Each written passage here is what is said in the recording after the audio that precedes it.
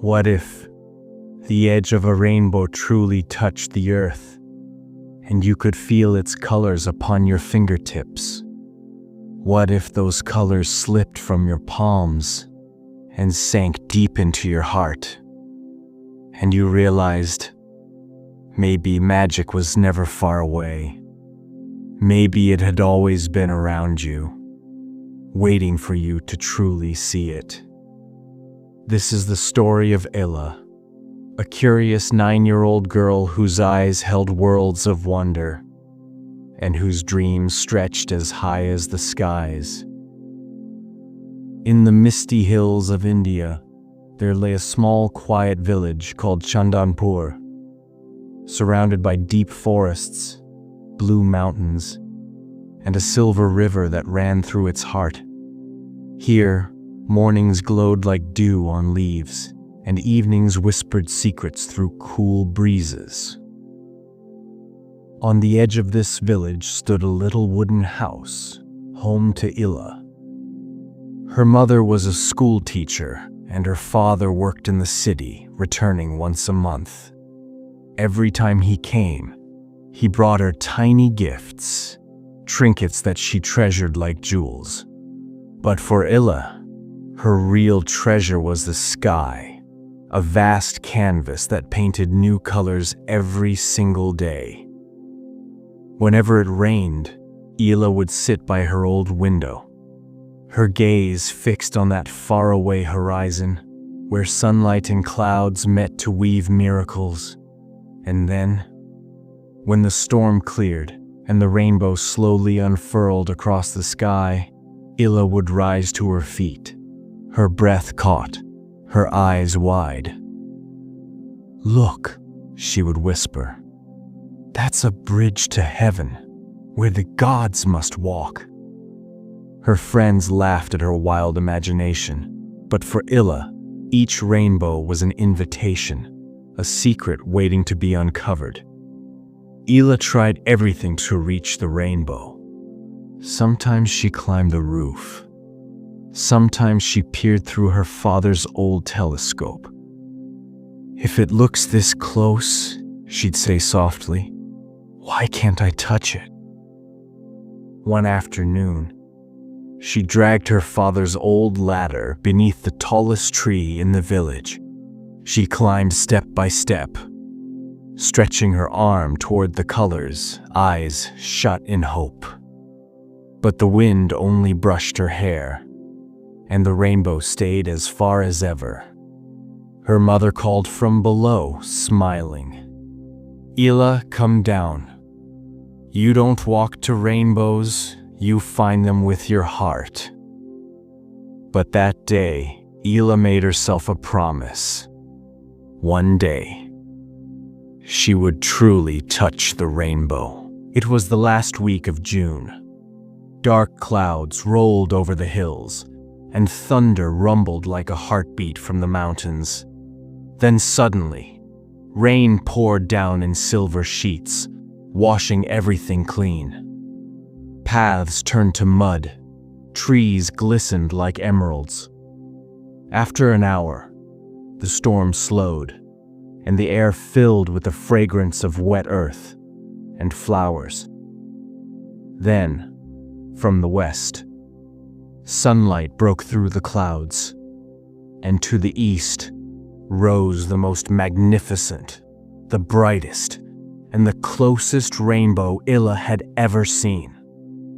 It looked as though its edge was touching the little bamboo grove beyond the village. Illa's heart leapt. She rushed outside, her pink frock soon soaked and splattered with mud. Her bare feet sank into the soft earth, but she didn't stop. Her breath quickened, her pulse raced, and all she could think was, "Today, I'll touch it." Through the fields, across puddles, past the muddy paths she ran, until she reached the edge of the bamboo grove. She looked up, gasping, but the rainbow had moved. It now arched over the next hill, a little farther away. Illa fell to the ground. The rain began again, gently this time, merging with her tears. "Maybe," she whispered. "It was all just a dream, a beautiful trick." And then, her eyes caught sight of a broken clay pot beside her. It was half buried in mud, filled with clear rainwater, so still it mirrored the sky above. Absent-mindedly, Illa leaned closer and froze. Inside that tiny pool, the entire rainbow shimmered. Perfect, vivid, alive. All 7 colors. Right there before her. Time seemed to stop. Illa reached out her trembling hand, dipped her finger into the water. The reflection rippled. The colors scattered, then came back together, as calm and whole as before. A smile slowly spread across her face. She understood. The magic she had been chasing for miles was never far away. It had been right there, in a puddle of rainwater, in the sheen of a leaf, in her own eyes. All she ever needed was to stop running and start seeing. From that day on, Illa stopped chasing rainbows. Whenever one appeared in the sky after the rain, she would sit by her window and look for its reflection, in a puddle, a droplet, or sometimes in her own smile. She had learned something beautiful, that magic and beauty aren't always far away. They often live quietly within the simplest things around us. Her grandmother would say, "Illa has grown up." But the truth was, Illa had simply learned to see. And maybe that's what every search truly leads to. Not far away, but within. Because the colors we chase in the sky are the very ones already shining inside us. And maybe that's what every journey is about.